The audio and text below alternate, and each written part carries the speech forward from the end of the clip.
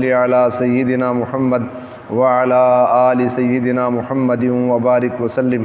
اللہم صلی علی سیدنا محمد وعلی آل سیدنا محمد وبارک وسلم۔ محترم حضرات، دو آیتیں آپ حضرات کے سامنے تلاوت کی ہیں۔ اللہ تعالیٰ نے ان آیتوں میں روزے کی فرضیت کو بیان فرما رہے ہیں۔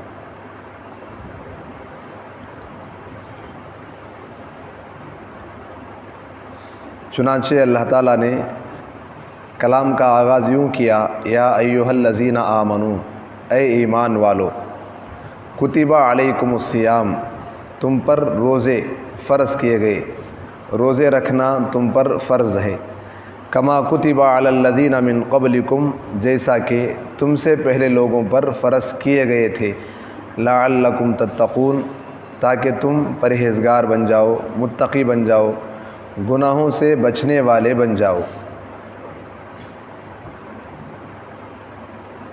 یہ رمضان کے روزے فرض کیے گئے، ان آیات میں اللہ تعالیٰ نے ان کا حکم دیا ہے۔ رمضان کے روزے فرض ہونے سے پہلے نبی پاک علیہ السلام ہر مہینہ 3 روزے رکھا کرتے تھے، اور عاشورے کا 10ویں محرم کا روزہ رکھا کرتے تھے۔ ایک 3 مہینے کے 3 روزے اور عاشورے کا روزہ، 10ویں محرم کا روزہ، یہ رکھا کرتے تھے۔ جب رمضان کا روزہ فرض ہوا، اس کے بعد ان کی فرضیت نہیں رہی، وہ ضروری نہیں رہے، چاہے تو رکھے چاہے تو نہ رکھے، رکھے تو ثواب ملے، نہ رکھے تو کوئی گناہ نہیں۔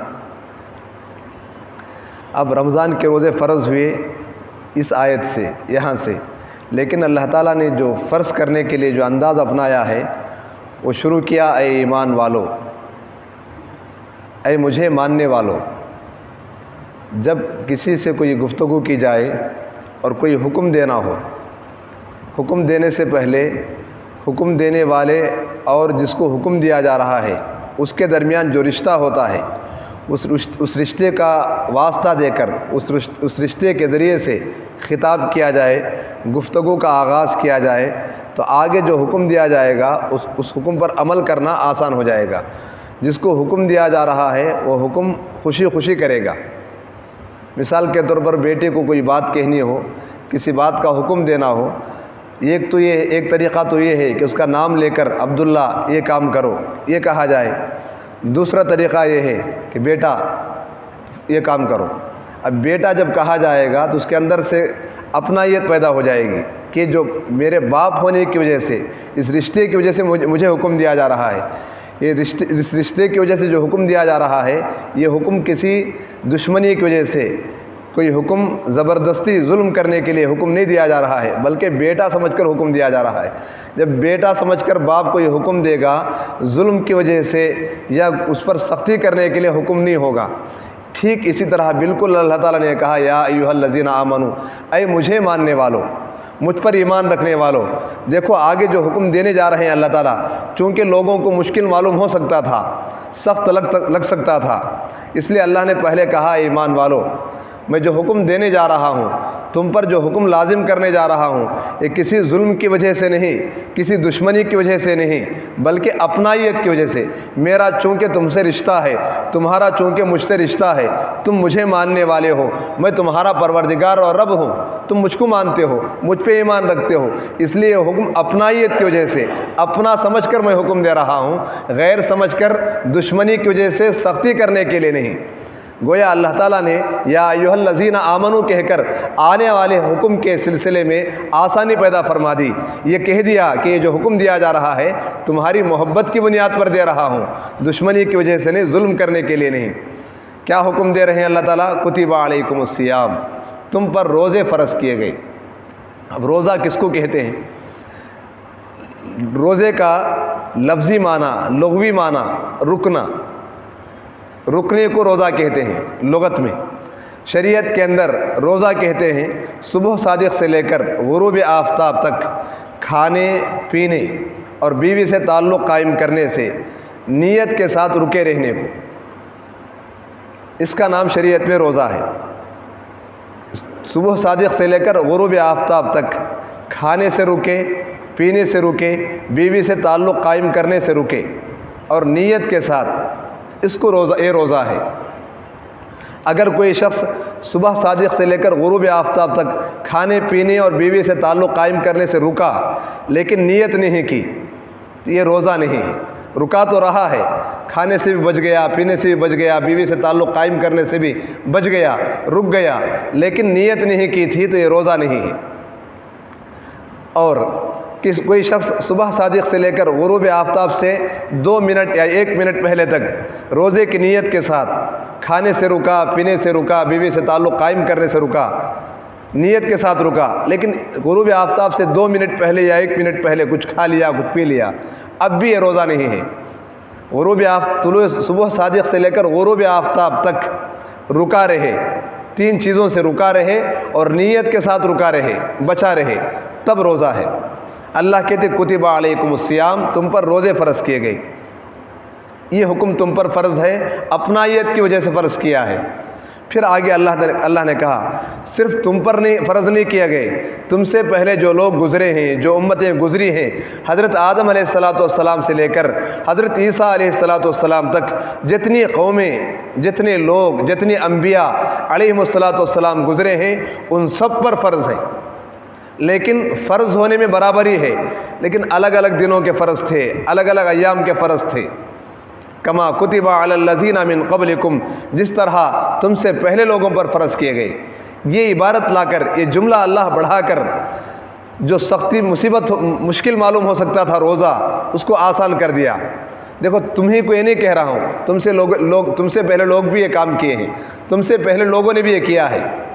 کسی ایک آدمی کو کوئی پریشانی آئے، مثال کے طور پر اللہ تعالیٰ سب کو صحت و تندرستی عطا فرمائے، کسی کو پیٹ میں درد آیا، ایک شخص کو، تو مشکل معلوم ہوگا اس کو۔ جتنے افراد تھے ان میں سے اکثروں کو پیٹ میں درد آ گیا، تو اس سے کہ مجھے بھی پیٹ میں درد ہے، اسے بھی پیٹ میں درد ہے، اسے بھی پیٹ میں درد ہے، سن کر کچھ راحت مل جائے، کچھ آسانی ہو جائے گی، چلو میں ایک ہی اس مصیبت میں مبتلا نہیں ہوں، وہ بھی اس مصیبت میں مبتلا ہے، وہ بھی اس پریشانی کا شکار ہے، وہ بھی اس آزمائش کا شکار ہے، اس آزمائش میں مبتلا ہے، یہ کہہ کر کچھ آسانی ہو جائے گی۔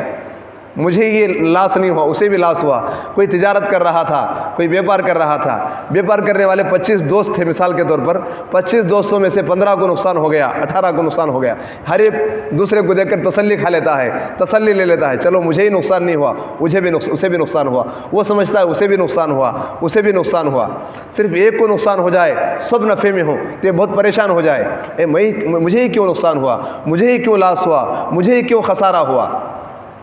اس لیے اللہ تعالیٰ نے یہ جملہ بڑھا کر یہ مشکل جو لگ سکتا تھا روزہ، اس کو آسان کر دیا۔ تم پر یہ ہم نے مشکل حکم نہیں دیا ہے، اوروں کو بھی حکم دیا ہے۔ کما کتب علی الذین من قبلکم، جیسا کہ تم سے پہلے لوگوں پر روزے فرض کیے گئے تھے، تم پر بھی روزے فرض کیے گئے۔ پھر کیوں فرض کیے گئے؟ لعلکم تتقون، تاکہ تم متقی بن جاؤ، تاکہ تمہارے اندر گناہ سے بچنے کا ملکہ، طاقت، صلاحیت پیدا ہو جائے۔ اب تقوی حاصل کرنا ایک مومن کی سب سے بڑی آرزو اور سب سے آخری آرزو ہے۔ متقی بن جانا، پرہیزگار بن جانا ایک مومن کی سب سے بڑی تمنا، سب سے آخری تمنا ہے۔ اگر مومن ہے حقیقت میں، کسی کے اندر ایمان ہے، ایمان کا جذبہ ہے، تو اس کے سب سے بڑی آرزو یہ ہوتی ہے، سب سے بڑی تمنا یہ ہوتی ہے کہ وہ متقی بن جائے۔ اللہ کہتے ہیں تم مومن ہو، مجھے ماننے والے ہو، اور تمہاری سب سے بڑی تمنا، سب سے بڑی آرزو یہ ہے کہ تم متقی بن جاؤ۔ تو متقی بننے کا، پرہیزگار بننے کا ہم نسخہ دے رہے ہیں، ایک طریقہ تم کو بتا رہے ہیں کہ تم روزے رکھو، تم پر روزے فرض کیے گئے، روزے رکھو گے صحیح طریقے سے تو تمہارے اندر تقوی آ جائے گا، تم متقی بن جاؤ گے، تمہاری آخری جو خواہش ہے، تمہاری جو بڑی آرزو اور تمنا ہے، وہ آرزو اور تمنا پوری ہو جائے گی۔ لعلکم تتقون، تاکہ تم متقی بن جاؤ۔ تم نے ہمارے حکم کے لیے، ہمارے حکم کی بنیاد پر کھانے کو چھوڑ دیا، کھانا موجود تھا، کھانے سے تم رک گئے، پینے کی چیزیں موجود تھی، تم پینے سے رک گئے، اور تمہارے پاس بیوی موجود تھی، تم اس کے ساتھ تعلق قائم کرنے سے رک گئے، حلال چیزیں موجود تھی، تم نے حلال چیزوں کو چھوڑ دیا ہمارے حکم کی وجہ سے، تو تمہارے لیے اب تمہارے لیے اب حرام چیزوں سے بچنا آسان ہو جائے گا، حرام کاموں کو چھوڑ دینا آسان ہو جائے گا۔ تم حرام کاموں کو چھوڑ دو گے تو تم متقی ہو گئے، گناہوں کو تم نے چھوڑ دیا، نگاہ کی حفاظت تم نے کر لی، پیٹ کی تم نے حفاظت کر لی، دیگر چیزوں کو حرام کاموں سے بچا لیا تو تم متقی بن گئے۔ تو متقی بننا تمہارے لیے آسان ہے، اور تمہاری بڑی آرزو یہ ہے، چونکہ تم مؤمن ہو، تم ایمان والے ہو، ایمان والے کی سب سے بڑی اور سب سے آرزو، سب سے آخری خواہش اور آخری آرزو یہ ہوتی ہے کہ وہ متقی بن جائے۔ متقی بننے کا، تقوی حاصل کرنے کا، پرہیزگار بننے کا ایک نسخہ، ایک گر، ایک چیز ہم نے تمہیں دے دی ہے، اس کو اپنا لو، تمہارے اندر تقوی آ جائے گا۔ اللہ تعالیٰ سے دعا فرمائیں، اللہ تعالیٰ کے احکامات کو سمجھنے، ان پر عمل کرنے اور ان کو اپنی زندگی میں لانے کی توفیق عطا فرمائے۔ ہم کو، ہماری بیوی بچوں کو، اللہ تعالیٰ ہمارے نسلوں کو متقی بنائے، پرہیزگار بنائے۔ آمین وآخر دعوانا الحمدللہ رب العالمین۔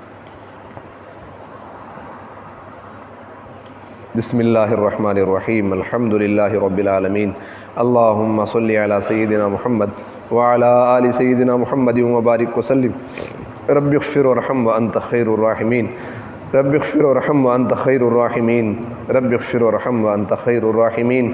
اللہم صلی علی سیدنا و مولانا محمد وعلی آل سیدنا و مولانا محمد صلاة تنجینا بها من جمیع الاحوال والآفات وتقضی لنا بها جمیع الحاجات وتطہرنا بها من جمیع السیئات وترفعنا بها عندك اعلی الدرجات وتبلغنا بها اقصى الغایات من جمیع الخیرات فی الحیات وبعد الممات انك على كل شيء قدیر۔